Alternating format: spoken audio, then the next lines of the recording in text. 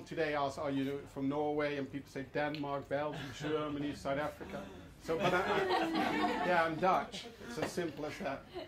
And I asked you to do one thing during my talk, is to be fully present here in the moment, that there's nothing going on here outside in Mayfair, and have your heart fully open. And as Shay said, I'm going to talk about how to live authentically and why is that so important. So can I ask you, who here is in love right now, by show of hands? Is in love? Yes. Okay. So, and who wants to be in love, by show of hands? Okay, and who's ever been in love? Oh, yeah. Ah, that's a lot more. Now, who wants to be in love all the time? So, because isn't that just the greatest feeling when you're in love? The sun always shines, everything looks brighter, you get everything done, life is effortlessly, you do everything to be with your loved one, and you have that slightly nauseating feeling in your heart, and you have your heart beat, you feel your heart beating your throat out of excitement, and finding out who you authentically are and living from that, living your purpose. That's exactly the same as being in love all the time. So I ask you again, who wants to be in love all the time? So, every plant and animal lives its purpose and lives authentically all the time. We humans, we're the only species who don't do that. We've forgotten. So, to give you an example, let me ask you, what does an apple tree need to do in order to make oranges? Who knows? No one? Sorry. Become an orange, no? So what does an apple tree need to do in order to make oranges? Sorry? Evolution. No? No, it's really simple. It can't. An apple tree can't make oranges. But yet, by being an apple tree and by just standing there, it does so much more. When I was a child, we had this huge, few hundred-year tree standing opposite our house in a park. And for me, it always looked like that tree never changed. It was like this when I was 2, and it was like this when we moved when I was 18. Yet, it changes all the time. And an apple tree, just by making apples every year, it does so much more. It lets birds nest in its branches. It lets children play in its shade. There's a whole ecosystem depending on the tree, and the tree depends on the ecosystem. I give you an example for, a tree which lives authentically. They can't even do anything else.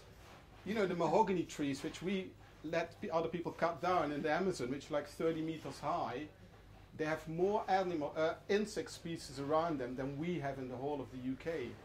So, that's the impact a tree like that has. But what do we humans do? What do we, for example, when we're born, we're all authentically ourselves. But what do we tell our children? Like our children come to us and they say, Dad, I want to be a musician. And we say, no, don't do that, son. Go to university because you have an income for life. Or we say, my son comes home and said, Dad, I want to be a lawyer.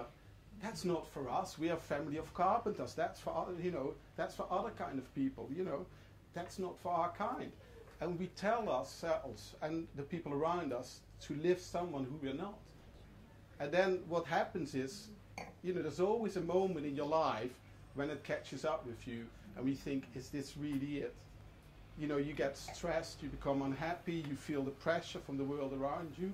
But does life really has to be like that? So who sometimes has that feeling, is this really it? Shouldn't there be more? Who here sometimes has that feeling, right?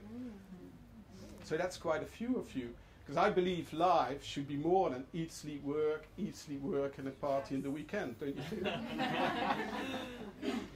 So to live authentically yourself, what we do in our lives, we live our adopted self. And our adopted self, is part of our ego, and as we know, our ego can be really strong.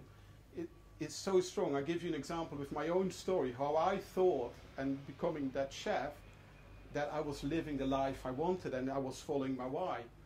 Yet when I got older, I realized that was my adopted self, that wasn't my authentic self. So, and we can always, when I give you another story, I think of that now, is in 1968 when Apollo 8 went to the moon, they went to make photos of the moon. And in those days, those missions, they were live on TV, and you know, people stayed up at night here to watch it.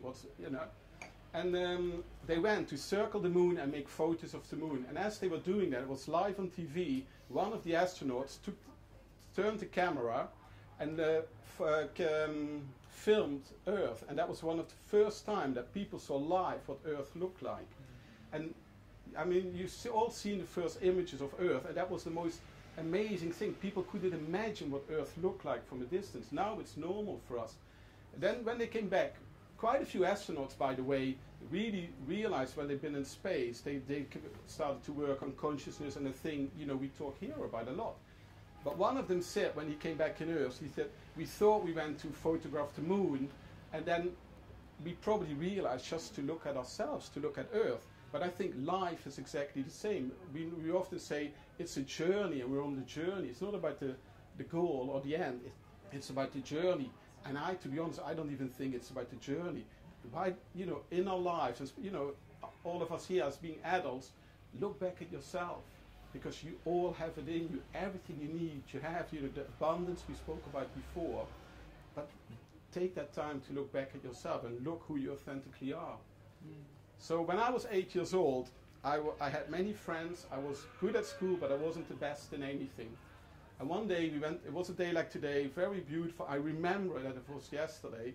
We went to play football. And I can't play football. You know, I just can't.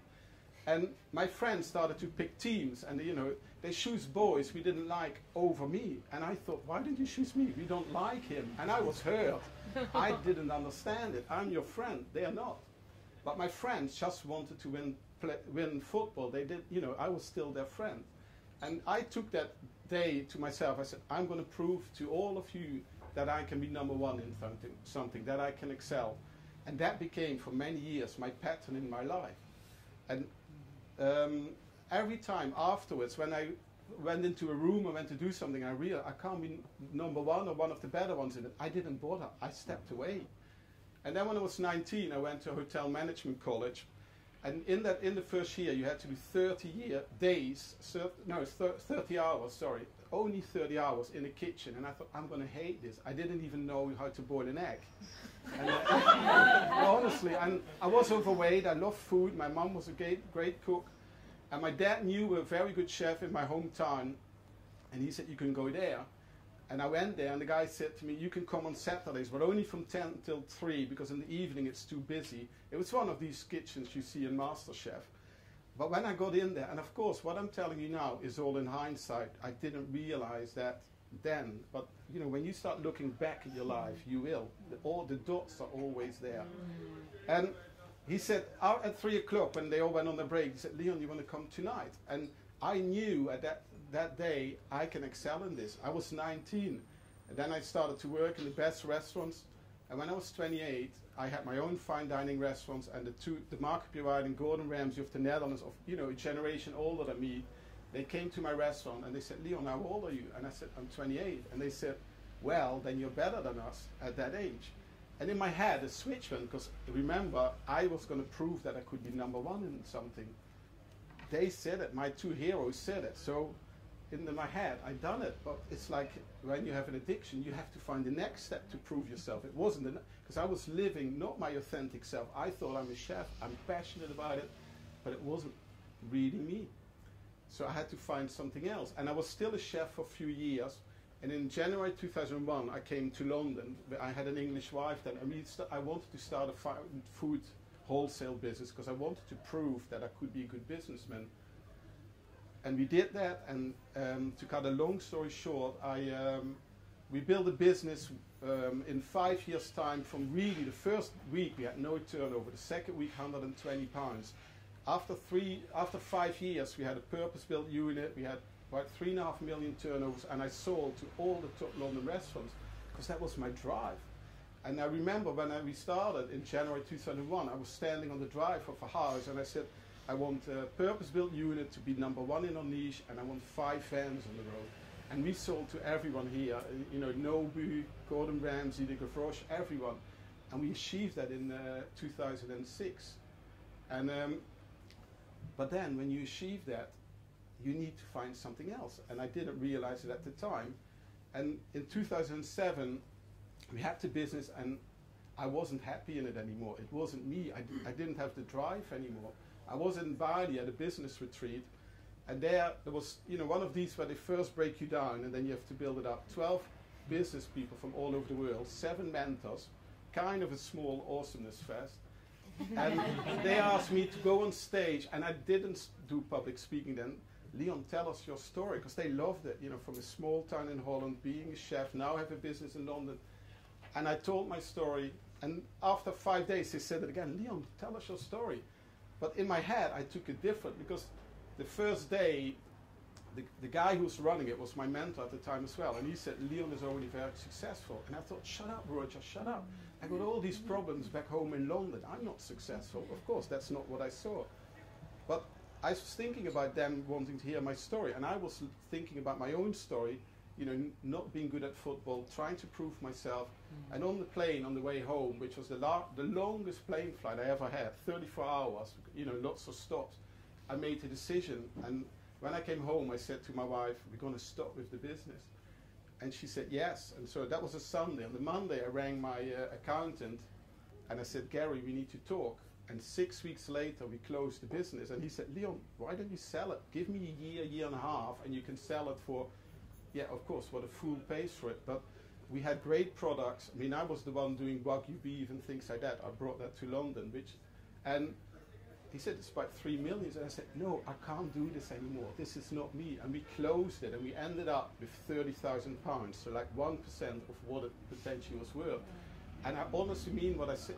This was the best decision I've ever made, because now I could be me again. I realized when I was in Bali, yeah, everyone thinks I'm successful. That's the outside. I wasn't happy on the inside. And I can't say I was an unhappy person, but all my life when I did business, I realized, or I asked people around me, why is business like this? Why do we treat each other like this? And I said, well, Leon, that's normal.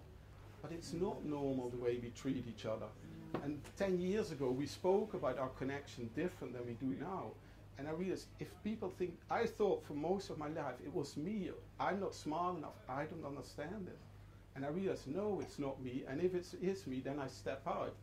And that was the best decision I've ever made, to stop with my business, because I could become me again. And that's what I want to talk to you today about, to be authentically yourself. And I'm not saying quit your job tomorrow. Do what's best for you. But like the astronauts in the, you know, in the Apollo 8 section, look back at yourself. Look as if you're at the moon, and look at yourself and see what you see, because each and every one of us has that in us to do whatever you're here to do, and follow that. And the last 7-8 years since I made that decision, yes, there have been many challenges, but it's the most wonderful, wonderful gift you can give yourself and the people around you, is to be authentically yourself. It really is. And the way that works is, when you're authentically yourself, everything what you need will gravitate towards you. You know, when you speak your truth, that trust comes from truth, and then everything comes to you. Everything you need comes to you. It might come at 1 minute to 12. But it always comes. So, okay. I just want to explain quickly how that works. How does everything gravitate towards you when you're authentically yourself? Because I believe we are nature. We are as much nature as each and every plant and animal around us, but we've forgotten. And you know, we talk about in life in general, we think power is a bad word, because the people in power are politicians. But power, your authentic power, that's actually a beautiful word.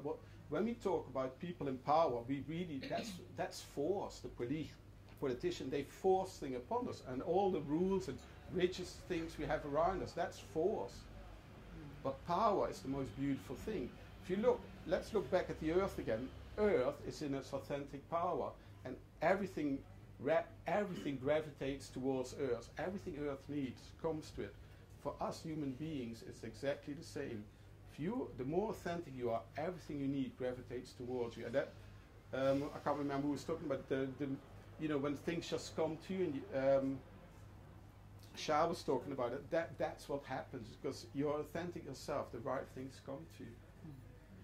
Thank you very much. Thank you.